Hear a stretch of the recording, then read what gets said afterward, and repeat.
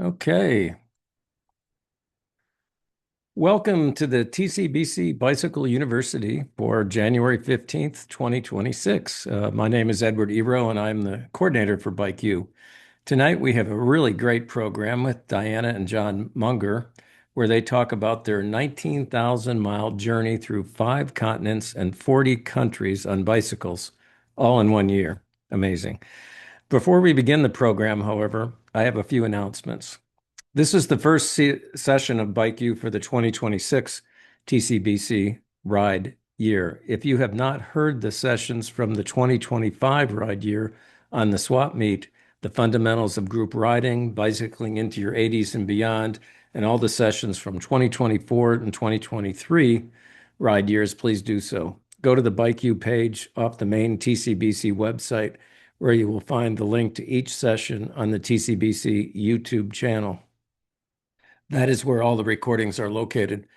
The recording of the session tonight will also be up after the conclusion of the meeting and after I have had time to edit and post it to YouTube. I want to thank our TCBC Bike U Council of Regions, which includes John Benda, Tim Rand, and Dan Miller. While I recently received the TCBC Volunteer of the Year, it was the work of the regions who I share the reward with for the Bike U part of that. If anyone else would like to join the council, please contact me, as we welcome others to participate and we want the council to be representative of the entire club. Additionally, we want to cover subjects that you'd like to see. During the session tonight, keep your audio muted, please, but do keep your video on so that we can show who is in attendance tonight.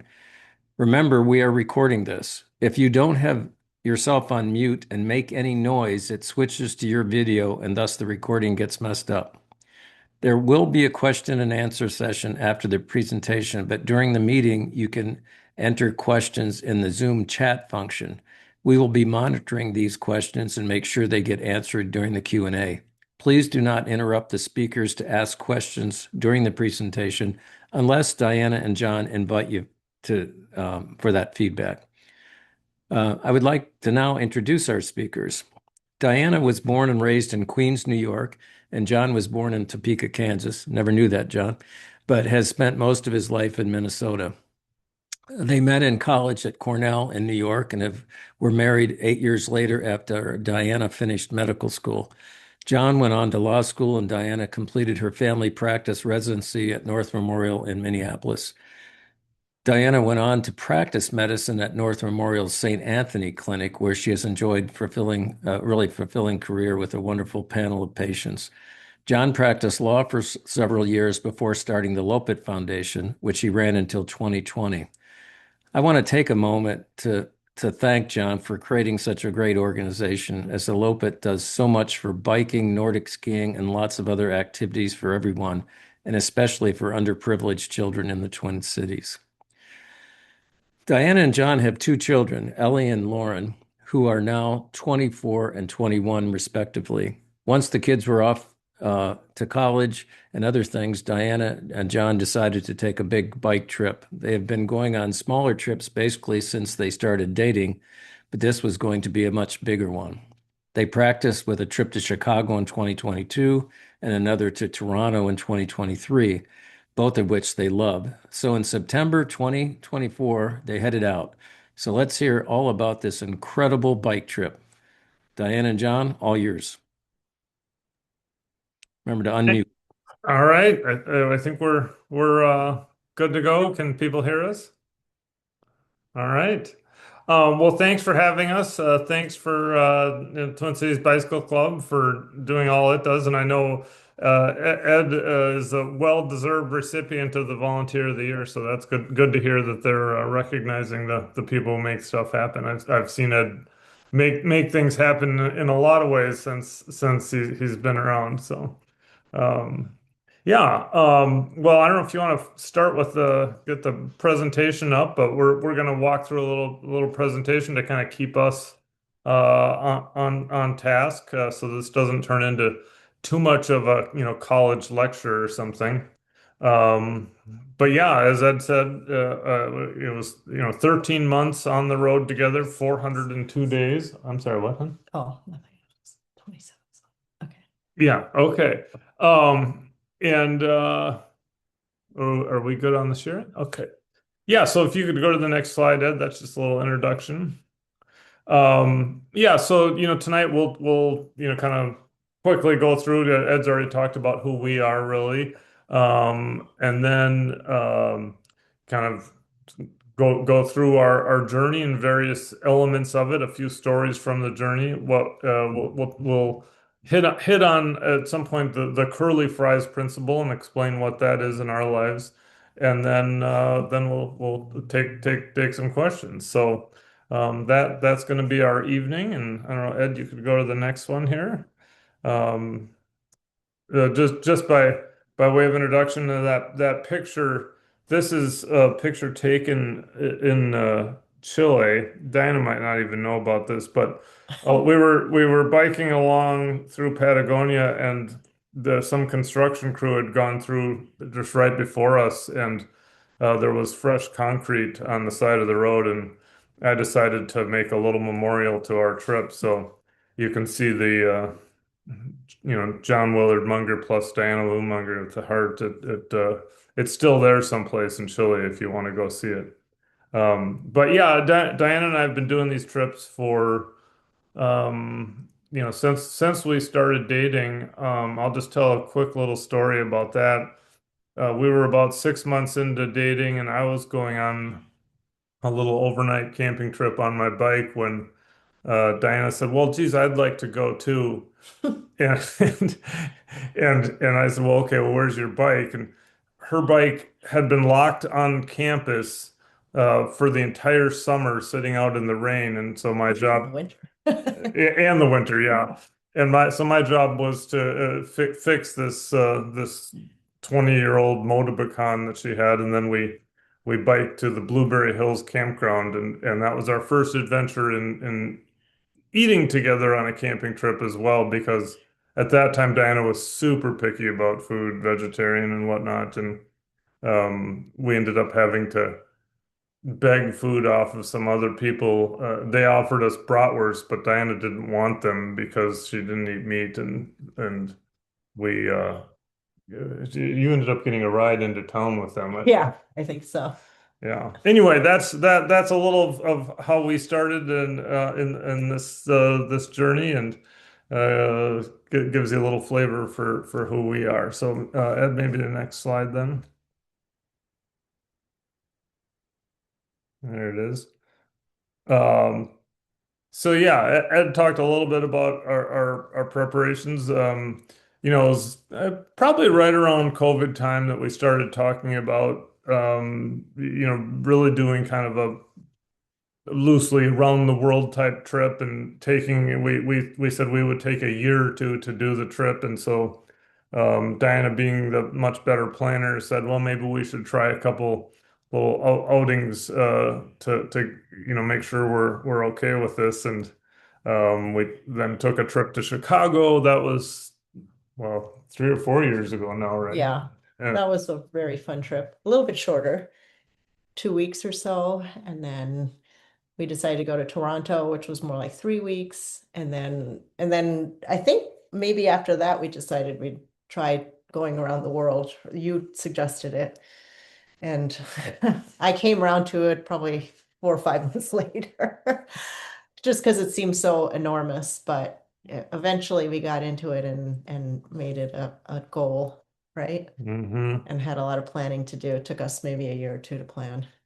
Yeah, and all the stars have to come together to make something like this work, right? Especially at our age, right? I mean, we all have houses and jobs and children, and then our own individual health and wellness and fitness, right? And all those things had to come together at once. And fortunately for us, a lot of things did align. We rented our house to our daughter and three roommates. Signed a contract that if we aborted and came back, they would have to get out after what, a month? Yeah. We could have our house back. Quitting work was quite a hassle, but if we made it work and we picked a day. So probably should go on to the next. Yeah, you can go ahead then. Yeah. Yeah, so this slide gives a little bit of idea of the breadth of and where we went, right? And this Diana had an app. Well, she uses Strava, right? Hmm. And then this app that we found links to Strava. Wanderer. Yeah, Wanderer. I don't know if It's a pretty cool app. I think Steve Yor might have told me about it, but it's an app where you download, it's free, and you wherever you bike, it shows you how much of the world you've biked and every route that you do. If you do Strava, it just automatically records what miles you're on and what you do every day.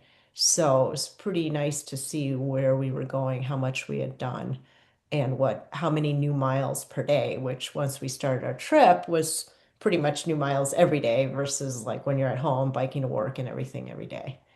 So it Mhm. was a pretty nice little graphic for us to follow.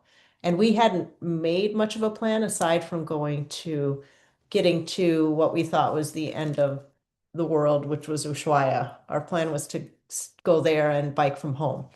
And then we were going to figure it out kind of from there, and we make a plan every day or so. So that was kind of what we did.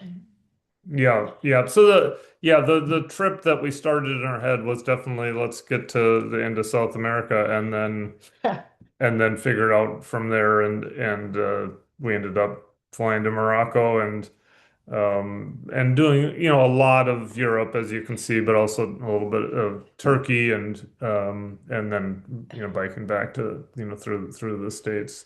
We talked back and forth quite a bit about whether to go through Asia or not. Diana speaks Chinese, and I, was always kind of advocating for going that way. But Diana's not a big fan of big Asian cities, right? Well, it can be pretty chaotic and traffic and pollution can be pretty bad. So we thought we'd try this first and then we could make a plan later. But maybe we should go on to the next. Yeah, I can hit the next one then. Yes. So I thought people would want to hear a little bit about the bikes that we used. We dubbed them early on in the trip. There's a book called Where the Red Fern Grows. It takes place someplace in the Ozarks, and we were going through there anyway. So we were thinking about that, and if you haven't read Where the Red Fern Grows, it'll make you cry. And fortunately, the bikes didn't suffer the same fate as the dogs in Where the Red Fern Grows. But those dogs were Old Dan and Little Ann, and so that became our bikes. But you're probably also interested in what types of bikes. So they're Trek Checkpoint gravel bikes, and they did a great job. We never really had any And real significant problems. they're um carbon frame, right? They're carbon frame, and that was something thought a little bit about. You read, whatever Steel might other. be more durable, but it's heavy and the bikes were heavy enough, right? Yeah, I And if they mean, cracked, we'd have to worry about getting a new frame, but yeah, yeah, it, but we never had any mhm. troubles like that. Well, the Uh, gravel bikes are better because we were going to be off-road at some point, and we'd ridden them a lot. Those were the ones we took on our trips before, and we knew how to pack them hmm with our packs and panniers, and yeah. Yeah, And then yeah. maybe you're just going to go through the what we brought. Well, I was just going to talk a little bit about, some of the problems that we did have. I mean, we definitely had a number of flats, especially in the first probably 3,000 miles, before we ended up getting these. Schwalbe Marathon tires, Yeah, those which is a things. shout out. The bike experienced bike packers that we ran into, some of them who had been on the road for years, 19 years, one fellow, they told us the Schwalbe Marathon tires are the way to go. So if anyone's planning a big trip, that is what you should do. Because once we got those tires, they were almost indestructible, aside from a thorn in Wales. Oh yeah, I remember that. Yeah, yeah, yeah. We didn't do the really we actually fixed a lot of other people's flats more than we fixed our own flats. Although don't get tires in Mexico. No, no. Yeah, yeah, we got some bad tires there, but yeah. But I was a very rookie at fixing derailleur cables before the trip. I'm a great veteran now, having done probably 15 derailleur table cables, at various points during the trip. You can see that picture on the upper right was kind of Pouring rain. the that was in Wales. That was a little rough to fix the derailleur cable that day, but not a complete disaster. Um, then Diana did have some problems with her derailleur. It kept on Oh, losing the chain, and and um, we've locking yeah, and we eventually figured out that just one of the her teeth. front derailleur teeth was slightly bent, and We got it um, fixed in Ireland. yeah, but that Ireland. that was about the fifth bike store that they finally figured out what the issue was. Um, And you replaced your rear wheel bearings in Patagonia. yeah, yeah, that They was they did it that day, which was a miracle. yeah, we Glad we were waited. in the middle of Patagonia. Um, yeah, my Oh, back Mikey, my maybe. back yeah, my back wheel had started to go back and forth, and I brought it into a bike shop and said, "Well, this doesn't seem like that big a deal. What do you think?" And he said, "Oh, yeah, no, this looks like it's just about ready to completely disintegrate the entire thing, and you won't be going anywhere." And so we were in kind of a rush at that point because you're up against the winter is coming. It's getting colder by the day. It doesn't seem like it's the reverse. It was like March or April, We didn't want um, to bike in snow. but it's the reverse weather down there, right? And And so, camping. yeah. Anyway, I said, "How long would it take to fix this?" And there's a whole bunch of other bikers there, and he said, "Well, I think it'll take at least an hour and a half." So that was pretty nice. That. Yeah, people are amazing, and so Yeah. nice through the world. I So think Paul asked a question about was it hard to find bike shops? And of course, in the US, it was not. But surprisingly, even in Mexico and Central America, we could find bike shops. I mean, they varied from fancy, really fancy bike shops in Panama City to which were like, viable freewheel or something like that, to some tiny little hole in the wall stores that were like, most of them were hole in the wall stores that had but they weren't as far apart as you they think had they were. almost no and they were actually more like motorcycle shops. Yeah. There was very little distinction. They were transportation shops. People don't ride recreationally in Central and And South we would America make a much. plan whenever we were in a big city. If we had to get a chain or something, we would say, what do we need to get? Like when we got to Mexico City or we got to, Lima or something like that, we'd kind of make a plan. Yeah, So yeah, anyway, we should yeah. probably But it was move on. fun to see those things. Yeah, okay, well, yeah, that's the next slide then, Ed. Yeah, so other challenges other than just the bikes were food. I mean, you did had to have to eat a lot to kind of keep ourselves going.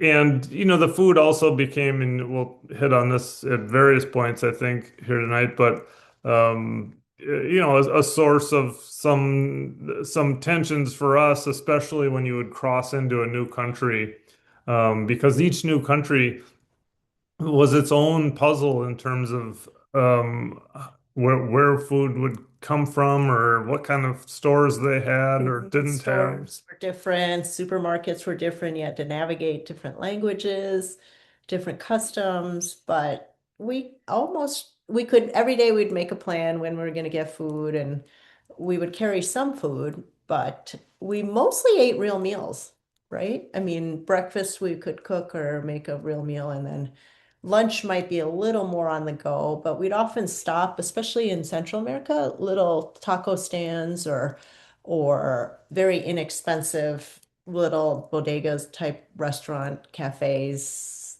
I don't think they would count as cafes or restaurants here, open air type of places, but it would be a good way to get. And then dinner, we could either really eat out in a town or cook on our own. And that was kind of fun to go to a grocery store and shop.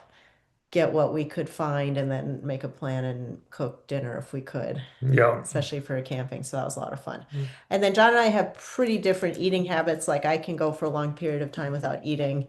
I'll eat a lot like a camel and then can go for a while. And John's has to eat kind of more frequently than I do. And so we'd have to just make plans to do that. And neither of us are much like bars or goos. We kind of like real food. You couldn't get bars or goods Yeah, in these that's true. This places is true. anyway, so that is a moot point. Yeah.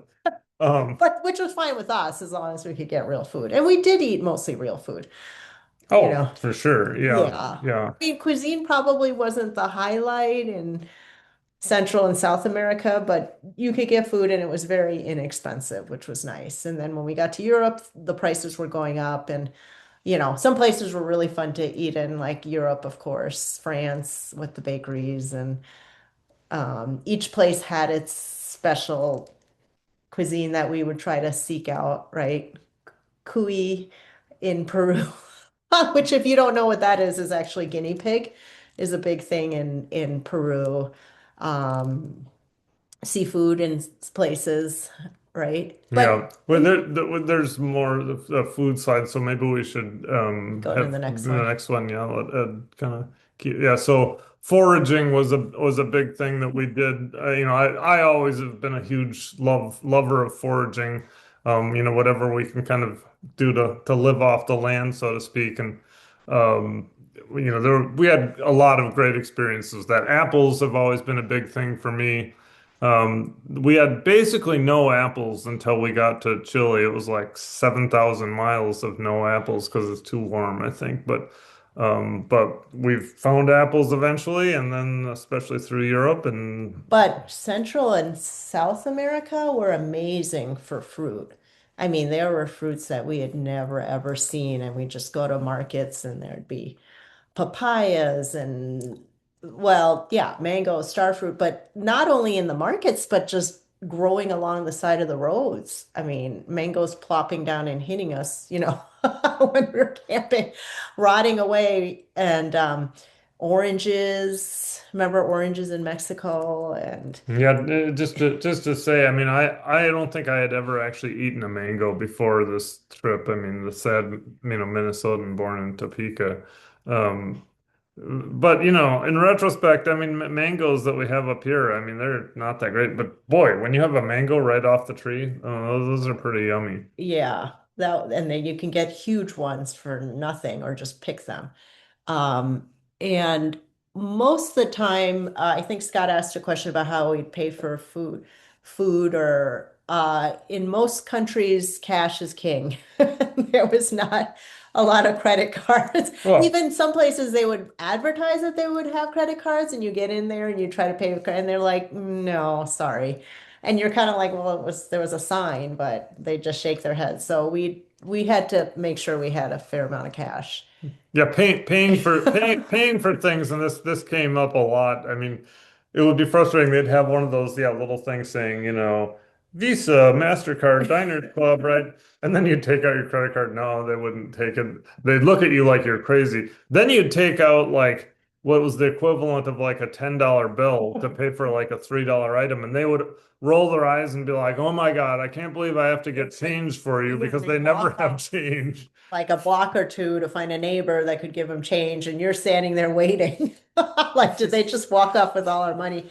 But they always did come back and give us the correct change. So, Dan, why don't you tell them about Victor? Because I thought that was one of the more fun. was that in Mexico? Yeah. Okay, so we were on a little campsite. Was that a campsite? No, we were staying at an Airbnb you would found in Tampico.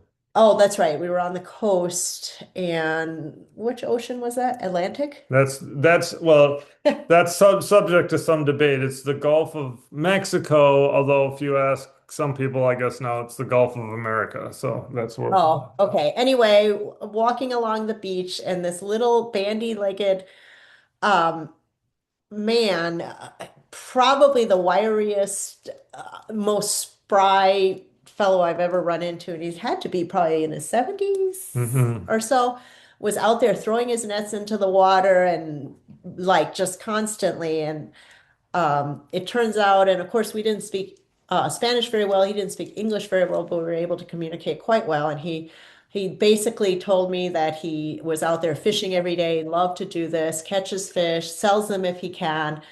So I said, "Oh, we'll buy some." And I ran back to get John to meet Victor, who was just a delightful man. And uh, he didn't have any fish at that time. And he said, "Oh, give me about an hour and I will come and find you and I will give you fish." And sure enough, in about 40 minutes, we walked back there and he had probably about 4 or 5 fish and we just picked them out and gave him, some money. It was not very much. He was not charging very much, and he was so excited.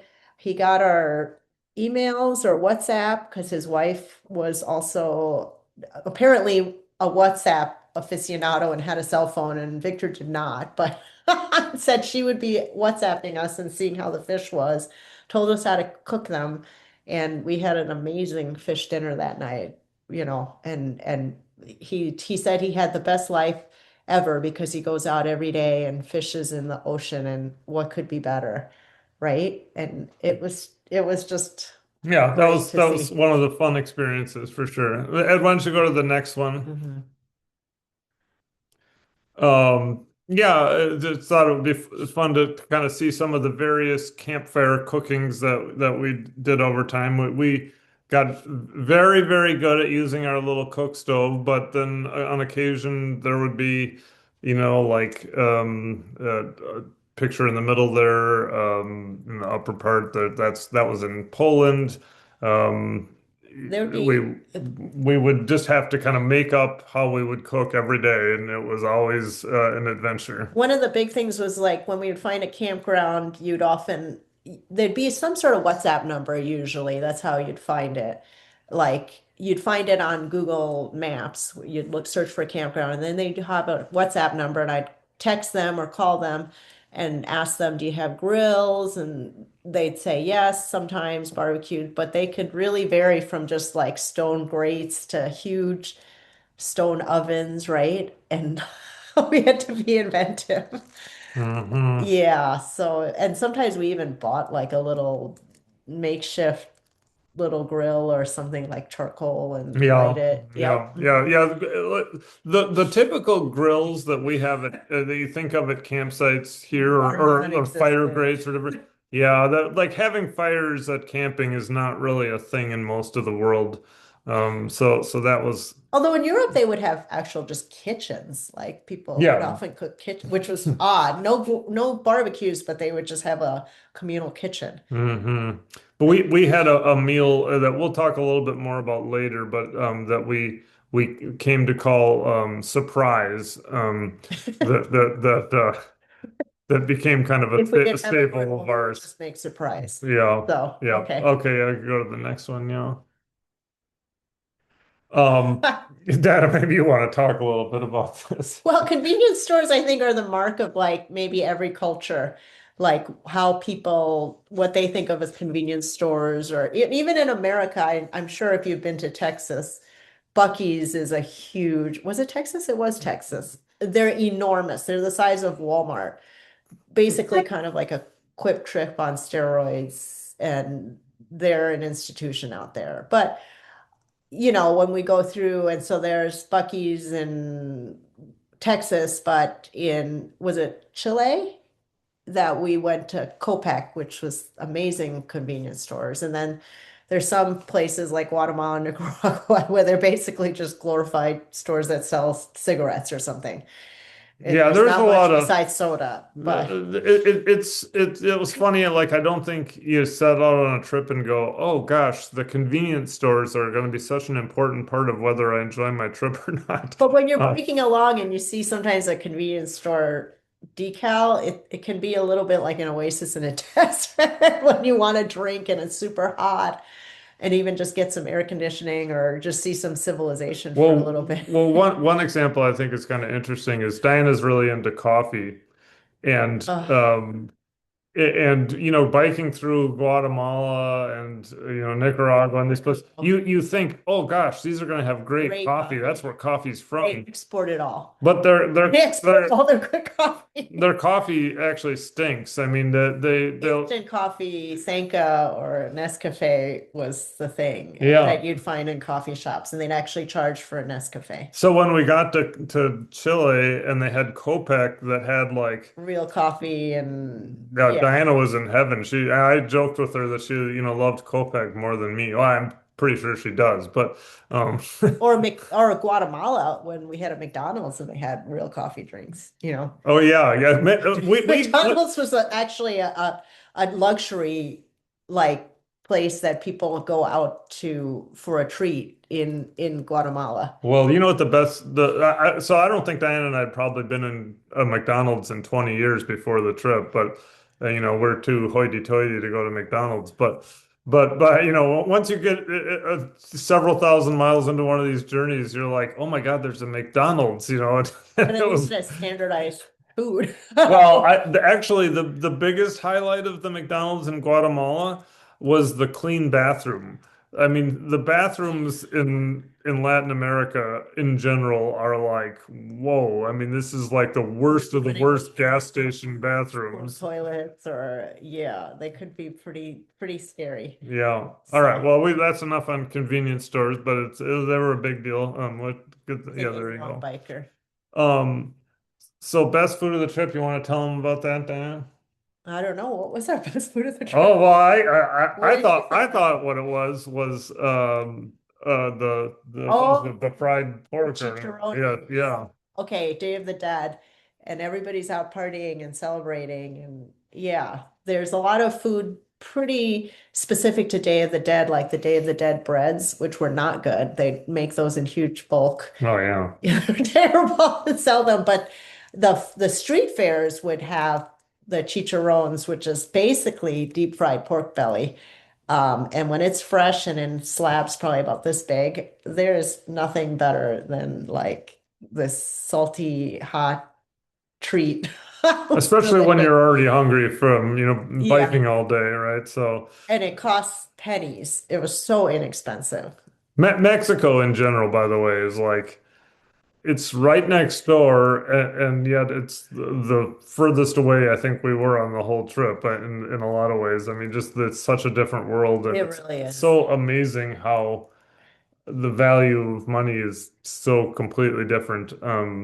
Yeah, I mean, we have a lot of great things to say about the Mexico part of the trip, but Yes, yeah, but the we chicharron. didn't get a picture of the chicharron, Because but we ate it so fast. this is the Day of the Dead, We ate it so fast, which we didn't even think about a picture. yeah, which fortunately the Day of the Dead, like it is just one day, I guess, but it was like it seemed like we had like 20 straight nights when we would get to a new Different town and they days would or be different. celebrating their Day of the Dead. Every city has their own celebration. And so with the puppets and the costumes and the celebrations and the music and the culture. And the Michael Jackson, Yeah. things, yeah. Okay. All right, next slide.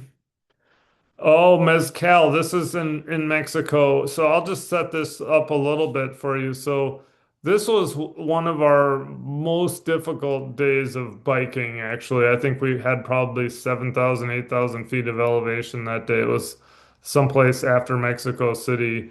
And so we biked all day. We biked till like 5 or 6 in the It evening. was at altitude too, right? Yeah, yeah, yeah. Mhm. And you finally get to this little town. It was a miracle to find any little hotel there. It was just a total hole in the wall place. Yeah. They had one place you could eat in town. And And so we go to that place and no decor, it basically looked like a gas station, right? yeah, and so we're the communication there Nobody speaks English in these. it was really difficult. I mean, we were both trying to speak Spanish as best we could, but And to be clear, places like this don't even have menus. oh no, no, You there's go just in there and they just look at you and they say, "What do you want?" And we don't speak Spanish and we have no idea what they have. And they just look at you blankly and then you look at what other people are eating and you might point to what they're having. yeah, but so we ordered some food and they bring it out and it's this like like one taco or something. And we're just at least I'm starving. Diana runs on nuclear power. And No, they, no, that came later. okay. So we were like, They'd ordered the wrong thing. yeah, we were like so disappointed that this is what we got, So hungry. and then these other people came in, and you can see the guy sitting in the lower left there. And that one of them spoke some halting English, and so we were trying to tell him what we wanted, and then He he ordered he for us. he well he did try to order a more substantial thing, but they were like, no, you can't have that. But then they brought it out for these other people, and we're like, how come we can't have that? In which case, these people were so nice. You remember the people at the next table said you can have ours, and we're like, no, we're not going to eat your dinner. Yeah. Anyway, we're starving. So one of the guys, the guy who spoke halting English, it turns out he was kind of a bigwig in town. He like owned the hotel we were staying in, and he made mezcal. So he said, "Well, do you guys want to come see the mezcal operation?" So he drives us in the back of his truck. So we're staying. And clearly, they had been imbibing quite a bit of their own mezcal because they were all wasted. Well, I don't know about on the way out there. When we got there, there were already this total pitch black in the middle of nowhere in the Mexico mountains. Everybody's sitting around a And fire drinking mezcal. It was very oh, beer, interesting. mezcal, yeah. But then there was like Mezcal 12, 15 people. You can see some of them here, with little kids and families. and yeah, and the mezcal. Oh, like I'm sure it was fine to drink because it's so much alcohol it kills anything. But I mean, there's like insects flying all over the place It's and just these these huge vats, cauldrons, open there's no air. hygiene, there's no like OSHA standard, Yeah. no FDA, there's no any kind of regulations. People are just throwing logs onto a fire and throwing whatever it is, it's made from agave, isn't it? Or Yeah, those plants, plants they that like, like all over the countryside in those high altitudes, and they just have these barrels that I think it's agave, but I can't remember what it was. yeah, but in any And that's what event, it is, fermented. it was a cultural experience, that's for sure. And Diana's right. There are not health and safety regulations in the same way in Mexico or in all of Latin But this America is than there very is here. popular, and this is where they're making it. This is how we get. Other ways that health and safety stuff would show up, I mean, you'd be biking down the road and a motorcycle would come by with a wife and dad and four kids all on a motorcycle together.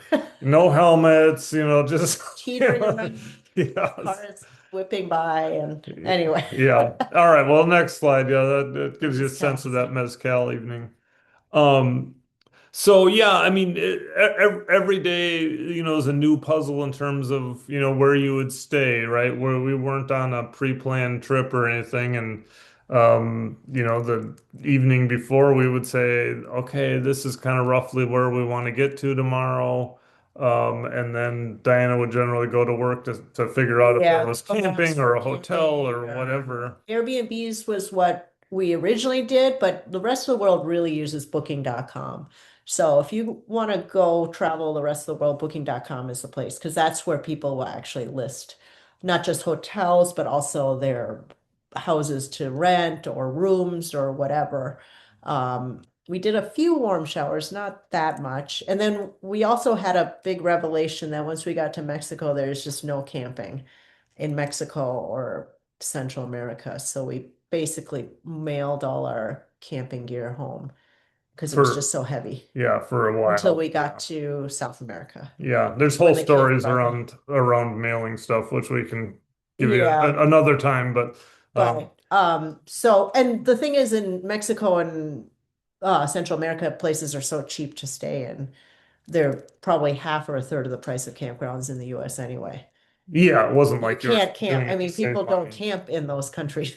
So there's no. You just to clarify, you could camp. I mean, there are people that we saw generally in their 20s who are more in a different phase of life who were camping a lot in But it'd those be on the places. side of a road by a dump, and Yeah, I mean the it's amount of not. garbage in Latin America is pretty forbidding. So if you were going to camp, you were going to have a lot of garbage around. And there's no bathroom And facility. I see that one of our viewers here Oh, actually knows who's on grocery the store. screen here. These are people that our Bobby good friend and Mark Mark Radersdorf introduced us to Talia. in Ecuador, and wonderful people. Anyway, we should go to the next slide and we talk a little bit more about all these categories. Um, so just to give you an idea of kind of how camping went itself, there were lots of different versions of camping. I mean, campgrounds themselves could be in people's backyards, but we would also camp. One time we camped in a hip camp, which is an app, basically allows anyone to like say they have camping. That's maybe And you can see this picture with this kind of it cartoon was kind of character. like a weird J.R. Tolkien themed uh abode, but it was pretty sketchy. Oh, it was horrible. It was in Texas and it was about 98 degrees and no well there you can see a tree or two I guess there, but mostly just bare ground, no grass, and it was a rough night of camping. But Diana actually, it was so hot. Diana The bathroom for some reason was air conditioned, which was in the laundry area, but that I just sat there in the bathroom for a few hours because it was so hot and we could not, and it was just the campground was so squalorous I couldn't stand being there. but then camping sometimes, was at gas stations, In the and desert, yeah, yeah, in the Atacama Desert, on the beach, which would be really fun, or in Patagonia, which was amazing, but could be cold. yeah, and we had some nights when it would And be down to like the 28 luxury degrees. campgrounds in Europe and Spain and I mean huge like Disney type resorts that were campgrounds. It's Hmm. in some places camping is very popular and actually quite high end. Yeah, So but every day a new journey on that. Why don't you go to the next one there? Oh, different tents. Yes, that was a good question, Paul. So, if you remember, we had mailed. Well, this gets into, I guess, that story. So, in this was our most main tent, wasn't it? That yeah, top but left. this one Oh, In the middle. Colombia, we mailed our tent and camping gear forward to these people that we had some connection with in Chile, Santiago, Chile. Um, and and then in the meantime, it was really hard to the stuff wasn't actually going through because DHL was having trouble with customs or something. But anyway, we ended up kind of having to camp later on before we had our camping gear again, and ended up We bought a going to a little store and buying this little tent and two sleeping bags, and two of those floaty things you use in the swim ocean floaties because as we were at a beach town. yeah, and you use those as our cushion things. Sleeping pads. And I think we bought all of that for $35 or something because stuff costs nothing. Yeah, we're looking for like an REI type camping store, and it turned out to be some weird convenience Dollar General place outside of Yeah, town. and she just happened to have a Yeah, tent we with two walked in and sleeping we're bags. like, "Do you have tents?" And she pulls it out from some corner, and Yeah, those were the types of things that happened. Um, all right, why don't you go to the next slide, and Dana, why don't you talk a little bit about Airbnbs? We are borrowing the Berkey headquarters here, and I heard someone come in and wonder, I think, why we're here. So I'm going to go clarify that before they call the police or something. Okay. So the Airbnbs, we had some really amazing Airbnbs. The Oh yeah, no, I'm sorry. Yeah. the lower left corner was actually a geodesic dome, which was kind of an amazing one that one gentleman, what country was that? I was in Chile, I In think. Chile, who had built it himself and then rented it out. And that was an amazing, we could look at the stars. He had a sky dome. The one on the right was in Guatemala, actually on Thanksgiving Day, right? That was our Thanksgiving feast. Yeah, and it Yeah. turned out to be this Airbnb that was like in a hotel, but it was a huge place for almost nothing, right? It was like a home. And then the one in the top corner was we were in um was it Monte Carlo? No, it's cons. Cannes and Monaco. And unfortunately, we actually got there the weekend of the Cannes Film Festival as well as the Monaco Grand Prix. So lodgings at that time were about 1,000 per night, and there is no camping in Monaco or Nice. People looked at us and laughed. So we finally found one that was actually on someone's boat. That was in the coast of Nice, and that worked out just great. Yeah, It that wasn't that that was the boat owner there. But yeah, Diana was really great at finding, Airbnbs or whatever booking. bookings or Yeah, campgrounds or a lot what of the messaging most people about obscure that. different things. Yeah, and sometimes and you get into one and you the first thing you do is you run around looking at what they have. Sometimes they'd have oil, sometimes they'd have coffee, sometimes nothing, and sometimes they'd be amazing, and sometimes not so much, but it was always an adventure, right? Yeah, yeah, for sure. I mean, and one of the things to point out is, you couldn't do this same trip 30 or 40 years ago Yeah, before, the internet type internet things. I had mean, made you could. you probably would have to do much more of that 22-year-old camping and gas station type of ideas because the idea that you would be able to find things in all these different countries, I think. Or you're using the Lonely Planet books. Remember Frommer's guys and But boy, that would be Fuller's? tough. Well, Yeah. that's what you did then. And so the phones helped a lot. Hmm. Yeah. And Well, you could go to the next one, Ed. Let's see. Um, yeah, hotels are another thing the hotels that we're used to there are some of those that exist, but there aren't too many like Motel Sixes or Hiltons in all of Latin America, really. And so you would just get what you got. And you get to a town and there might be one or none. And you might have to go to, either 30 miles or 80 miles or 90 miles to get to a hotel or lodging. uh, You think you want to go 60 to 70 miles each day, but it's either 30 miles or 85 sometimes. yeah. So you kind of have to figure out where you're gonna stay. A lot of times what you would end up with was what amounted to like a place for a truck stop or a trucker to like Yeah. put his head down for the night. And those places were could be very, very rough. I mean, it sometimes looked like they hadn't been cleaned in a long Yeah, time, it and was you just definitely had to kind of either deal with it or get back on your bike and like another yeah. 15, 20 miles in the dark or when you're exhausted. But you also meet some great people and some great some of these shown here were just such friendly people. The gentleman on top, right, with the blonde hair, he was actually, what country was that? That Within it was not Serbia, but Bosnia. Bosnia. In Yeah. Bosnia, where he was actually a gay young man who had come home for college, and his parents were running this room for rent, and he had to check us in, and he drove home for 8 hours and then checked us in, but then told us that he was in the closet. His parents don't know, but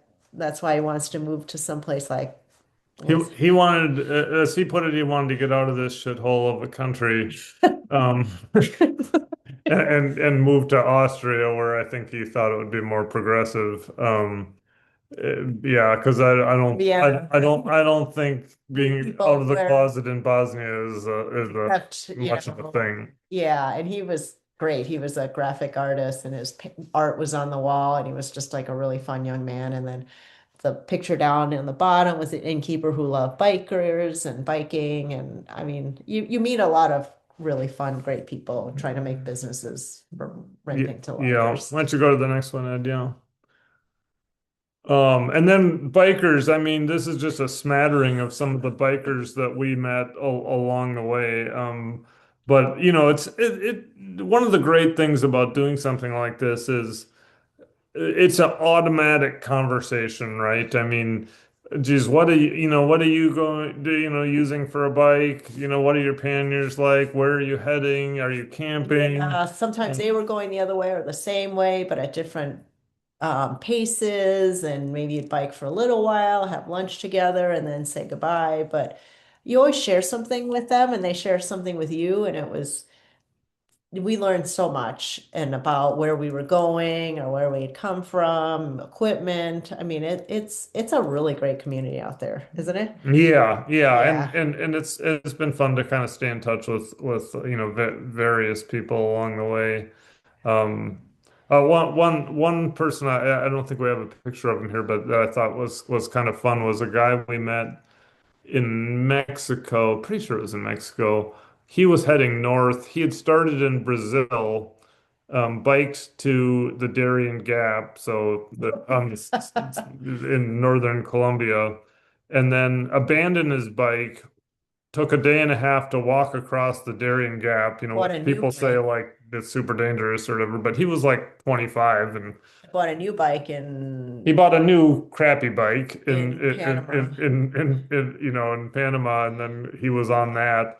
And some of the bikes that were on these kind of fancy American Compared to some of the bikes, bikes that we saw. and pe some people would just they're bikes. You They can make a lot basically of were things work. like Walmart bikes, and people had duffel bags strapped to some of their bikes. So Yeah, you realize that people can, and then you'd meet Germans or something, or Danish or Dutch bikers, and they had state-of-the-art equipment, which blew ours away. So it just you can do it any way you want, it's just a part of the journey, right? yeah, yeah, and And people had different ways of eating or cooking. Some people didn't cook and they just ate in restaurants or stayed in hotels. And some people didn't do any of that. And, yeah, it was interesting. I mean, there was one guy in Chile again. We were in Chile a long time. If you haven't yeah. picked on it, but I think it was about 3,000 miles of Chile, and it was in Chile. It was great, but one guy we passed him, and then we stopped, and then we found him along the side of the road because he had repassed us with a flat tire. And ultimately we fixed his flat tire, but he didn't have a pump that functioned. He had a bald tire, and I bet he had 120 And pounds of no stuff on tube. that bike. Did you not have a tube? I don't think he had tubes either, but he had the iron kettles that you'd use. He had two of those hanging off his bike, and I managed to convey to him in halting Spanish. I'm like, I think you need to lose some of this stuff if you want to get where you're going. I mean, it's just kind of crazy. Any crashes where Diana damaged helmets. It looks like she has a. Oh yeah, well, the reason Diana has a different helmet. You want to tell them all about that? Oh, I think when we crossed into Patagonia, we had A ferry. Oh, we had a ferry, but then they didn't allow bikes on that ferry, and we had to catch that ferry. We didn't have to catch it, but we'd lose a lot of time because the next ferry wasn't until the next day at 1 o'clock, and then we'd have to start biking this long road. So, and the reason why you couldn't catch the ferry at night was because you had to get off the ferry and then bike a gap to the next ferry, and they didn't think it was safe for bikers to take that road in the dark, which with good reason. It was pitch dark, and if they didn't make it, you wouldn't catch the second ferry. You'd be stuck in the middle of Patagonia. And so we actually managed to find somebody with a pickup truck on the ferry that would give us a ride from one ferry to the next ferry. But in the scramble to find someone doing that, we had to throw it on their pickup, and again, halting Spanish and English. We somehow lost my helmet. Yeah, it just didn't make the So pickup John truck. gave me his helmet for a little while, and then we bought another helmet somewhere in Chile, and then I can't remember. We had to buy another. Oh, and then that helmet was heavy, and not very, and Steve, you'll like this. It was not, and Rebecca, not very visible. So when we got to Wales, I bought one that was more visible. Hmm. Gray, yellow versus gray. So we had three different helmets. So I never had a crash and cracked a helmet. Yeah, right. Yeah, exactly. Not that dramatic. Okay, you could probably go to the next one here. Dinah mentioned warm showers. So this is something Oh. anyone can sign up for. I think it's $20 a year. and You can host bikers traveling through, bike packers, and then in the mean you they will also you can get the privilege of being hosted by people along the way. mhm. And so we got hosted in Austin, Texas, right? And then in Ecuador. Yeah, What yeah. city was that in Ecuador? Like Northern Ecuador, I can't yeah. remember the It's town. always fun because these are other fellow bikers and bike packers. So they always are intrepid, fun people that do a lot of traveling and have done bike trips or trips around the world. So yeah. And Hmm. the one we stayed in Austin, she and her husband hosted us in Austin and showed us all day. We just ran around Austin with her and it was great. Yeah, And her and husband, then Elaine in the on the right here, her mom, yeah, her home. Elaine we managed to see again later in the trip in Romania Yeah, because she was she was going doing on a bike trip along the the Danube. yep. Yeah. So, but yeah, so anyway, it's just We just a great reconnected. way of connecting with Yeah, people. really fun people, different. Hmm. That's why. Yeah. Mhm. Okay, next one then. We also, managed to kind of rendezvous with friends along the way. Kind of a game where you're like, who do we know in Ecuador? And that was Mark Radersdorf had friends in Mark Ecuador. and Mark and Linda. Linda Yeah. Radersdorf, who we had never met their friends, but somehow Mark convinced them to host us, and they were just delightful, delightful, right? Yeah. Yeah. The Palacios in In Ecuador. Yeah. yeah, but what Yeah. city was it? Quito and the other one. Yeah. I don't know. But yeah, there's a couple of those. Then we stayed with the Bednarskis in Poland. They happened to be up They were, there. yeah, Diana's cousins was were in wow. France. Uh-huh. Um, Cuenca. oh, Yeah. Cuenca. Thank you. Yes. Um, and then this is on the bottom left. That's Diana's Cousin in cousin. Hamilton, New York, Yeah, and the Lancers, my friends for residency, in in Michigan. Yeah, yep. yeah. Hmm. So anyway, then and those were all super fun occasions. And Really sometimes fun you to end see up family and friends. biking, 100 miles out of the way, but Well worth whatever. it. Yeah. To get a home cooked meal and to meet with people, and just have a connection, right? Yeah. Some people the Lancers we hadn't seen in like 20 years and my cousins in a long time too. So Yeah. Okay. Next one. Yeah, so some of the other places we ended up staying, I mean, there are times when, there's not really camping, there's not hotels, there's greet each other, there's not really hiking. much of anything. So you can see the gas station we had an opportunity to camp at. That was in Morocco, I believe, on the upper left Where we have to there. ask the people, the security guards, they have security guards or the gas stations, and we tried to camp next to the gas station, but they spotted us and came out and said, you can't camp here. But then they said, you can camp in the gas station and we can keep an eye on you. But then they had us sleep in the median between the trucks, Yeah, which I suppose was safer, but I still get WhatsApp messages about once every month or so from the security guys that were there that night. There's a younger one that wants really to come wants to to come to America America. and thinks he can. This is one of the things I think you guys will enjoy some of the contradictions of the world. He was telling us how much he likes Donald Trump, and then he's telling us how he wants to come to America. And we're like, well, yeah, I'm not sure that, Donald Trump is going to be that welcoming to Moroccans. So, but he was convinced that we could help him, get to America and find a good job. That hasn't happened, but it's just kind of interesting how the world kind of goes. The bottom left and the top right are kind of the same one. This is in Turkey. This was actually, yeah, kind of the good and the bad and the ugly of a day. Diana and I had some dispute as to whether we should push on another like 20 miles or something to another potential hotel or not. Diana wanted to push on. I'm usually the more wimpy one. But we ended up finding this. woman here, she takes care of this prayer room, which also has a bathroom in the same building and then a big fountain with water.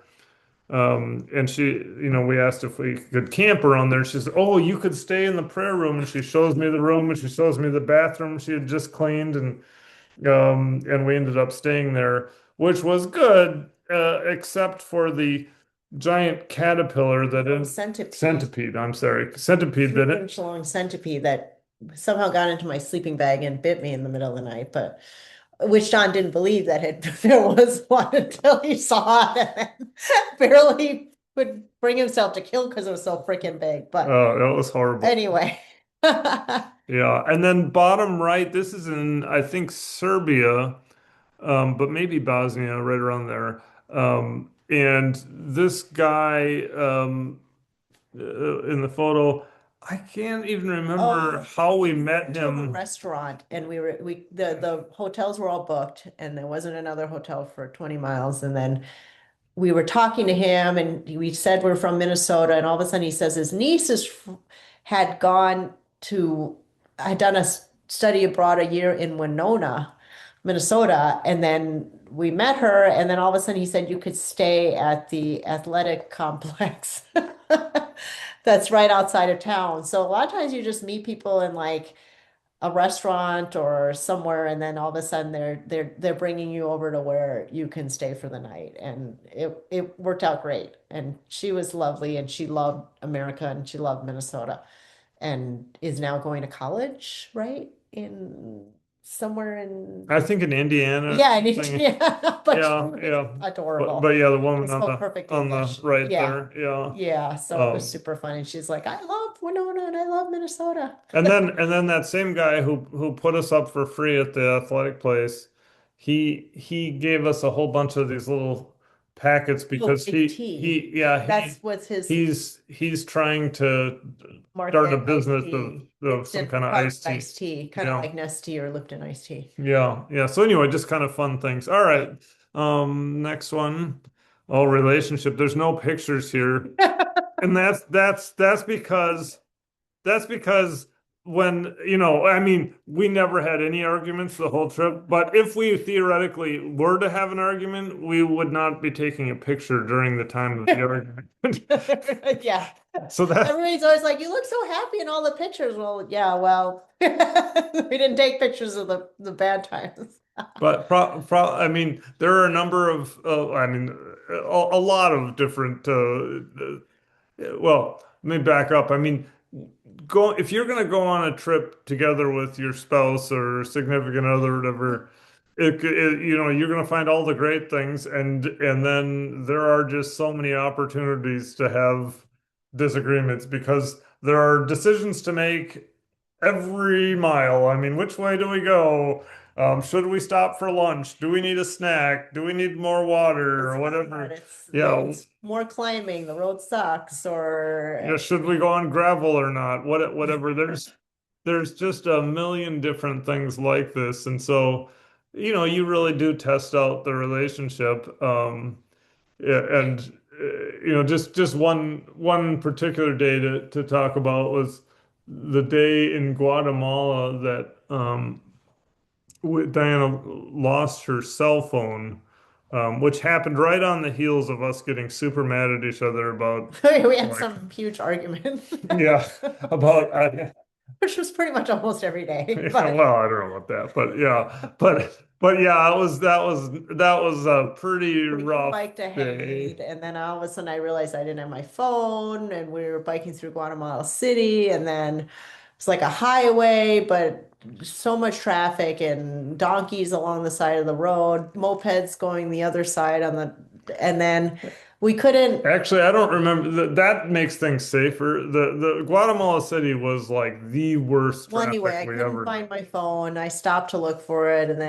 then couldn't call John to tell him I didn't have my phone. And then I finally biked up to him, but we had no idea. But we somehow got our phones back because um Yeah, we did you she ended up getting her phone. I mean, she got to me, then she wanted to go buy a phone. because we were in Guatemala City, and I'm like, when are we going to be in a big enough city again? And Meanwhile, I called her phone and somebody answered. Of course, they only spoke Spanish and it was like no possibility of conversation. We ended up, calling our daughter. yeah, who then put it on lost mode or something. Lost mode, but she could also track the phone and she could see it moving around the city, which was not good. Because if it had been in one spot, we could have biked back to get it, but obviously somebody had picked it up. And it was quite a wild goose chase, but just Well, the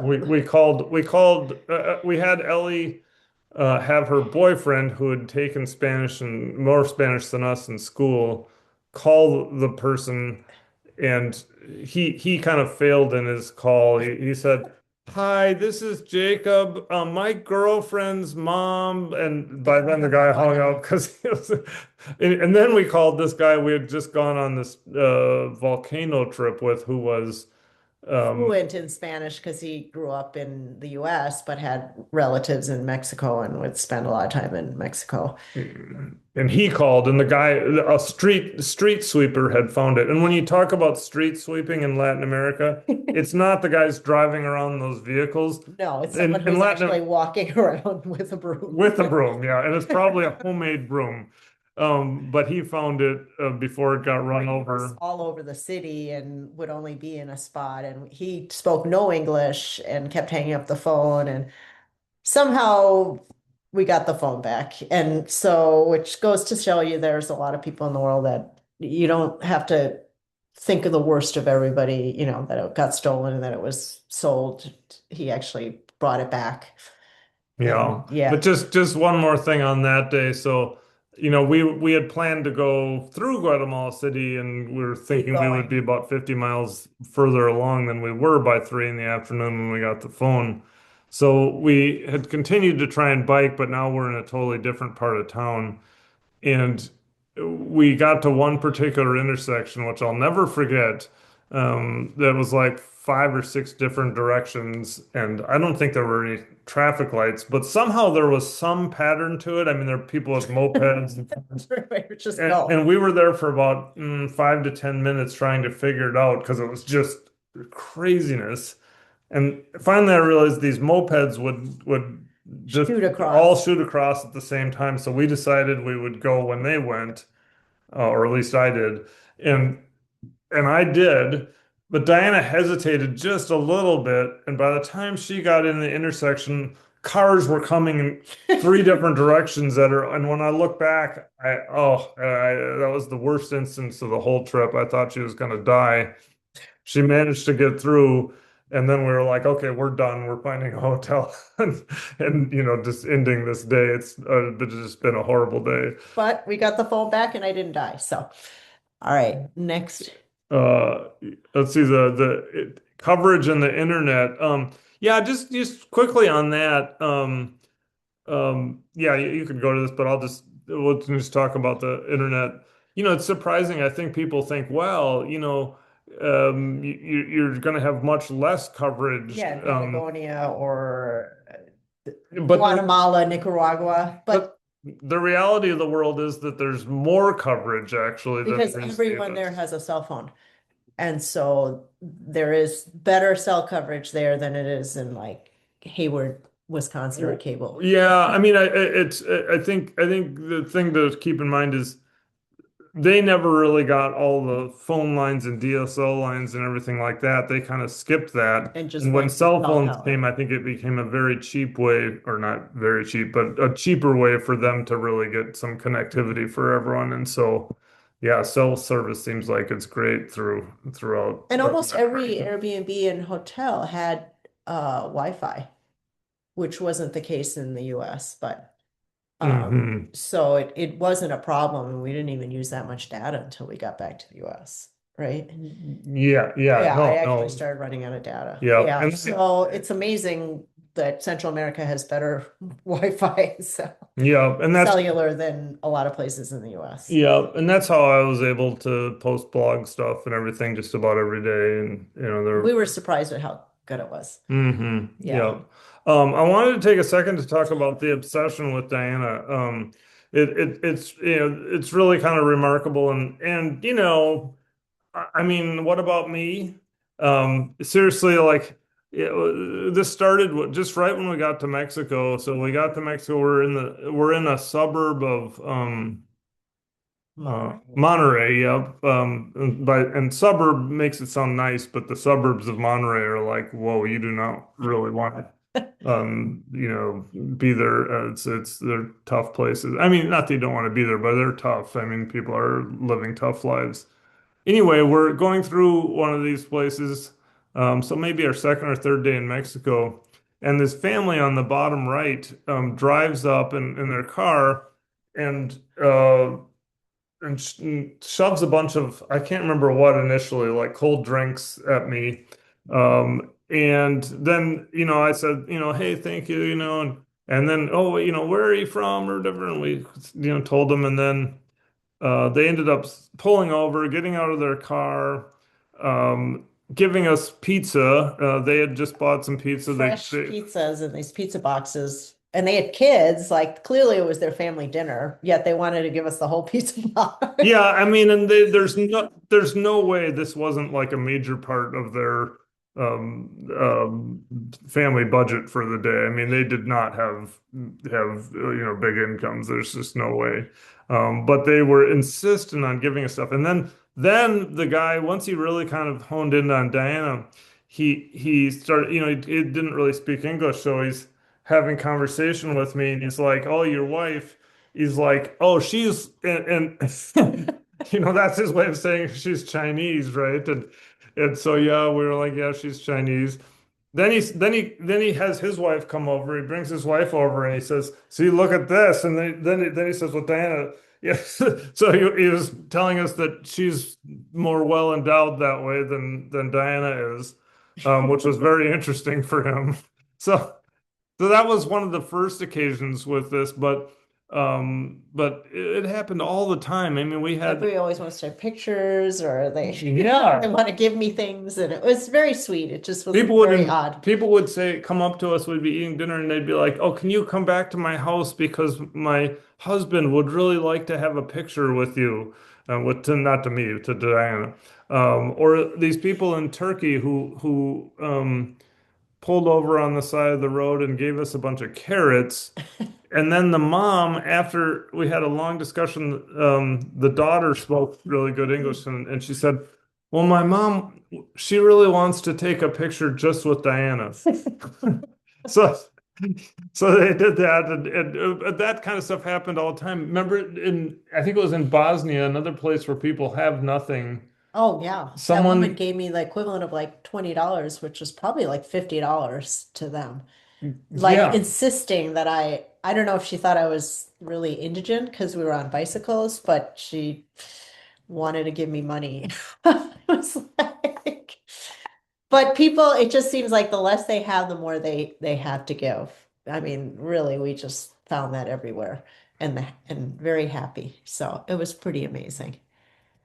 yeah, yeah. Yeah, we texted photos back and forth with people quite a bit, Paul, Oh that we yeah. would On see. WhatsApp, we Uh, would, yeah, WhatsApp was a big Even thing. Victor, months later, his wife sent us a WhatsApp message, Yeah, like wondering how the fish was and how we were doing and where were we. yeah, This yeah, little, we still think of him out in the ocean casting his nets. It's pretty amazing. absolutely. Okay, you could go to the next one, Ed. Let's see. Swimming. Uh, Not to spend too much time on this, but Diana has a love of swimming, and so these were some of the various spots that Diana swam. oh my gosh. Yeah. And when it's hot, that's all I can think about is getting off the bike and like into water. But, and there were a lot of places to go swimming, so that was pretty fun. But there were, Diana's obsession, goes too far sometimes because she was swimming in alligator infested water. She once got almost swept down the Missouri River.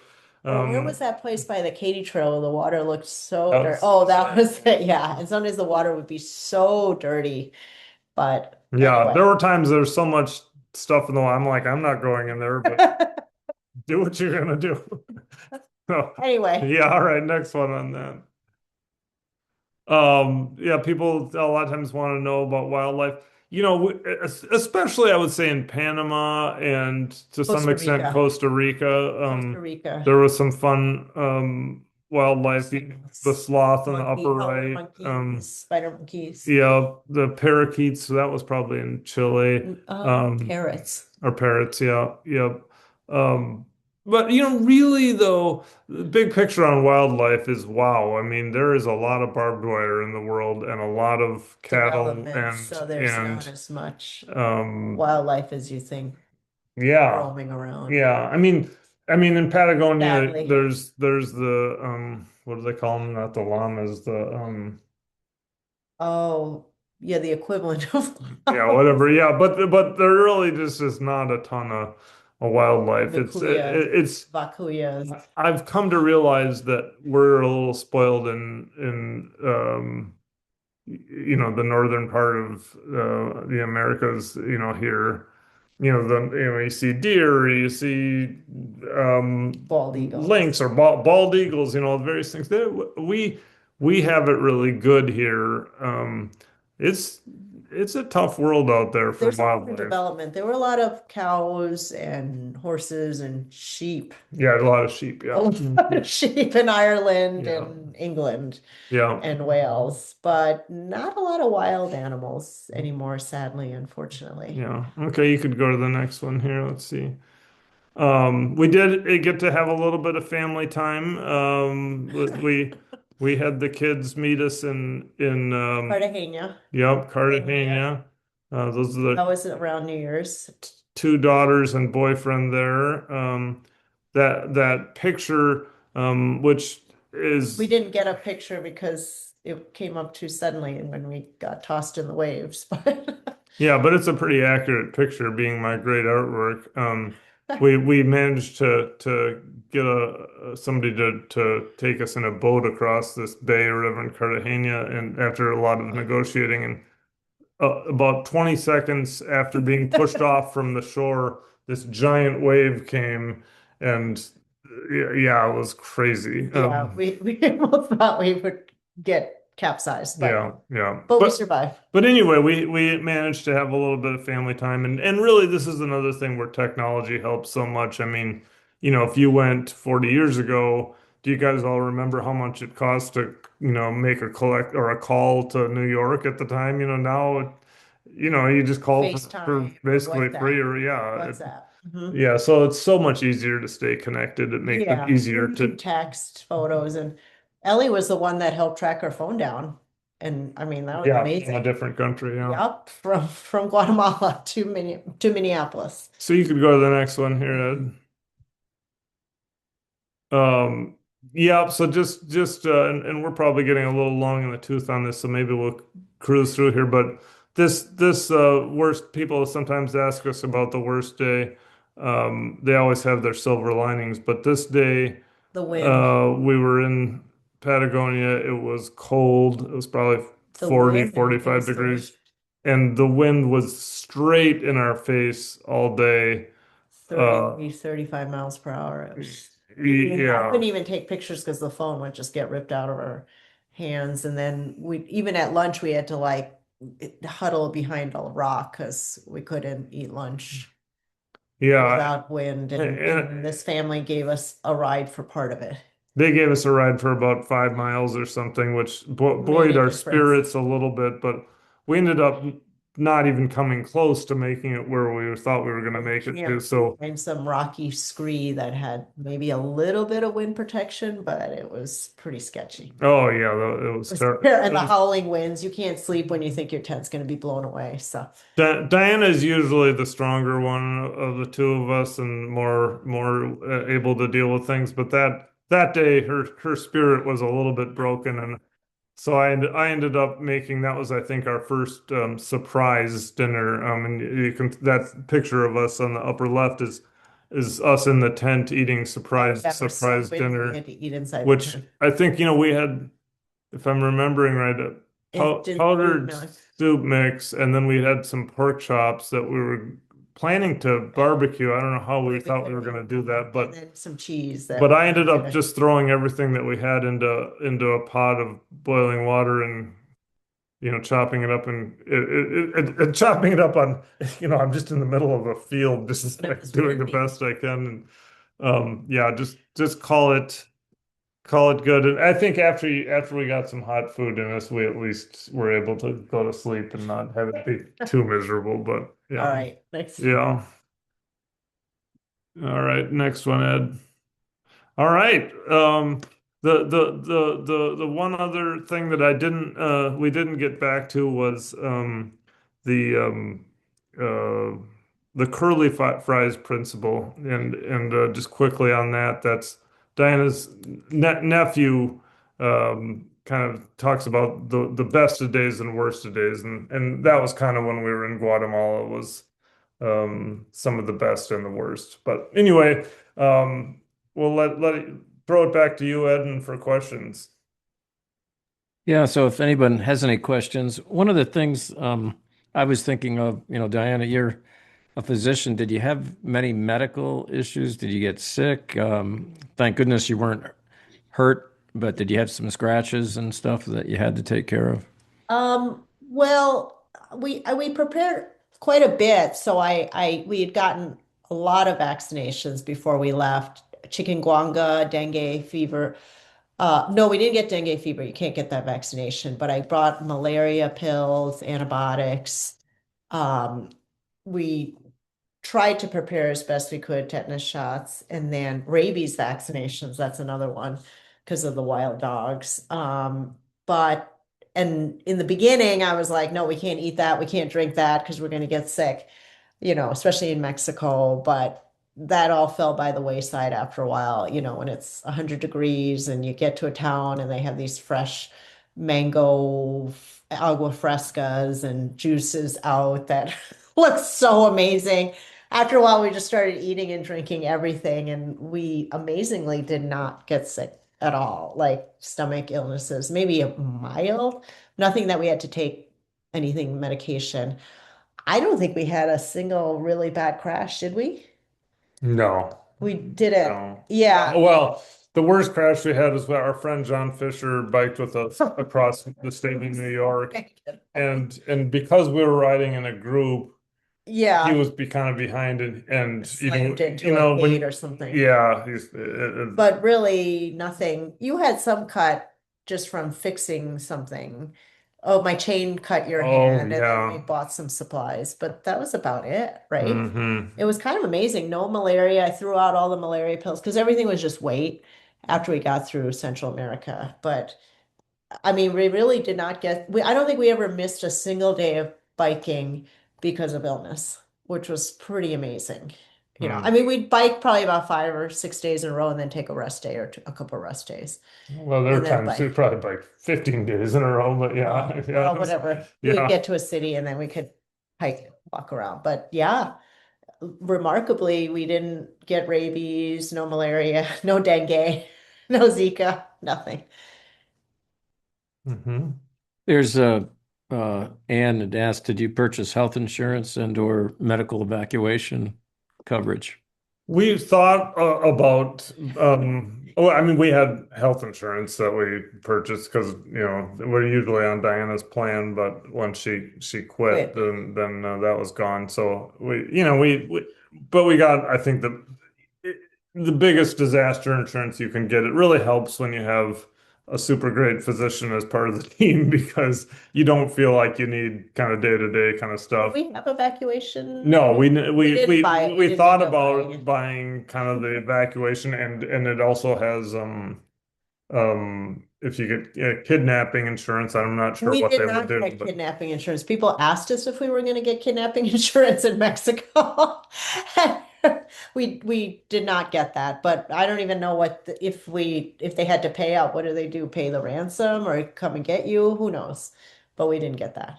So we did have insurance. We had travel insurance, right? no, no, we never bought travel insurance. Oh, we didn't buy travel That was insurance. the whole other Okay. thing, yeah, yeah. Okay.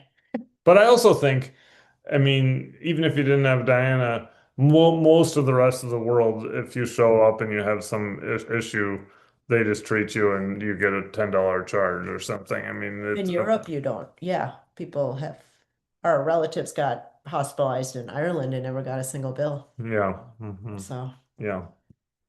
Paul had asked about is there other languages? You had mentioned um, you said the language barrier in Spanish, but is there other languages that you spoke?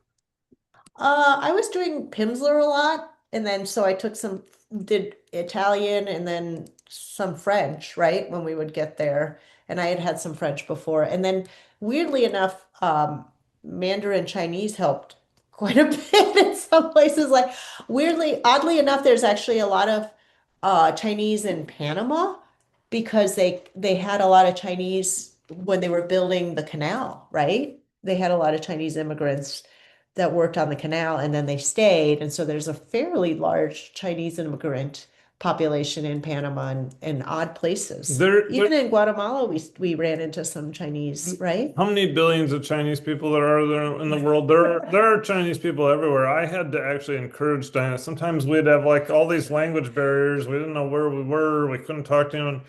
And I'm like, I think that person is Chinese. So I would sometimes go up and say, "Do you speak Mandarin Chinese?" And then they would be like, "Oh, yes." And then I'd say, "Diana," you know, 'cause So it would come in handy, which was great because Chinese feels more natural to me than like Spanish, say, or, So Diana it has would be fun too lots to of speak to lots of Chinese. superpowers. But one of them is Chinese. She also became good at Spanish. Yeah. But people, you can communicate with people. Like if they're friendly and they want to communicate, you can get your point across. So you were fine at communicating too. Yeah. I mean, yeah, it was okay. But yeah, you're much better. Mm, Yeah. anyway. One of the other things, John, I think when you got back home, you had put a lot of your clothing in storage and stuff, and you made a comment like, "How did I get along with, I don't know, was it 4 or 5 shirts the whole time?" So just talk about, like how much clothing that you brought and how hard was it to do laundry and that type of thing? Um, yeah, I mean, we did not have a lot of clothes, that's for sure. I mean, I had one pair of shorts that I wore every day and whatever, four pair of underwear and four shirts and one jacket, equal opportunity jacket, a raincoat and everything else. And Diana had pretty similar and I had more um stuff than you did, for sure, which you didn't have, weren't happy about. But then when we biked to colder climates, we actually we bought a lot of clothes too. We bought like puffy vest and then we just threw it out or left it in an Airbnb when we started biking back to warmer climates, and Yeah, that's a pretty important thing if you really we want love to stuff. enjoy your Yeah. trip is you You don't hold on to stuff. if it's hard enough to carry all this stuff on your bike. If you start being like, oh well, I don't want to part with that $10 item I bought that I'm not going to use for 4 months. I mean, that gets pretty rough. And we met some people on the other end of the spectrum who had so much stuff on their bikes. That couple from France yeah. and quite a few people had a lot of stuff. I mean, we don't even know how they were able to move. I thought our bikes were heavy enough at 60 pounds, but these people must have had bikes that weighed 100 pounds. I don't even know how they could bike at all. Yeah, I saw somebody ask about the handlebars, and yeah, I think we both really like the bikes in general and the drop bars. I mean, I think the drop bars. I think are personally, I think they're better because you have a few different places you can hold Shift your the grip. things as opposed to these you're generally kind of in one place and I think you probably have more wrist problems like that too and whatever. But yeah, we Well, didn't and have. the gravel bikes, I think we were in Patagonia, we biked through the Carretera, which was probably about 200 or 300 miles on gravel or dirt roads. So we switched out our tires to wider, knobbier tires, and that helped a lot. And then we switched back to road tires when we were out of the off-road biking. Hmm. Yeah, and somebody talked about getting up to Quito. Yeah, we were impressed with getting up to Quito too. It's not easy. After we went through Colombia and then Ecuador, I mean, there was Mexico, Colombia, Ecuador. well, and in addition to, some of the Central American countries, there was a lot of elevation. So that, that contributed to us deciding, well, we're not going through like the big mountain parts of Peru, for instance. I mean, you just, Yeah, everybody was like, you didn't go to Machu Picchu, but that would have been like 1,000 miles out of the way. well, it wouldn't have been that far out of the way, But but the elevation was yeah, just, yeah, yeah. it was, But the elevation is amazing too. I mean, the views that you have and some of those days, but those days can also break you. I mean, we have one day that I think 10,500 feet of elevation, and that was 50 miles, right? not Yeah, that was a tough day. that was a brutal day. I mean, yeah. So the big question is, when's your next trip? Yeah, well, Diana starts work in March, which kind of precludes the next big trip, but we did already schedule, I don't know what, In 20 September, 20 days in September to we might take make it. to Nova Scotia. Our friends Rick and Diana were telling us about the Gaspé Peninsula, or which looked pretty cool to bike over there. But I think Maybe for we'll see. a truly big another trip is going to be 4 or 5 years down the line if we're still Yeah, healthy when we well, yeah, really retire. right. But it was pretty amazing. Well, I will have in the show notes or on the webpage your the radio show that you were just on, which I thought was very interesting, and also a link to your blog so people can follow. I just loved following your blog because I would just go, oh my God, there's no way I would be able to do that. So unless there's any other questions, we'll just I have a few closing remarks here. Thanks again, Diane and John, for speaking to us tonight. What a great presentation. Also, a big thanks to all of you for attending this sessions. The recording will be up shortly after it is uploaded to our TCBC YouTube channel. The link will be on the notes for the session in the BikeU webpage. The TCBC BikeU Council of Regents is working on other sessions for this fall. The next session planned for March will be on transitioning to an e-bike. If you have other ideas for programs, please write to us at bikeu@biketcbc.org, and the council will discuss them at the next meeting. Thank you again for attending, and we hope to see you all again next time. And Thank you. Diane Thanks. and John, if you could, Maybe we'll see you guys at the Berkey. yeah, and if you Reach two out. can stay, if you two can stay on to it, appreciate it. Okay. Thank Great. you. Thank you.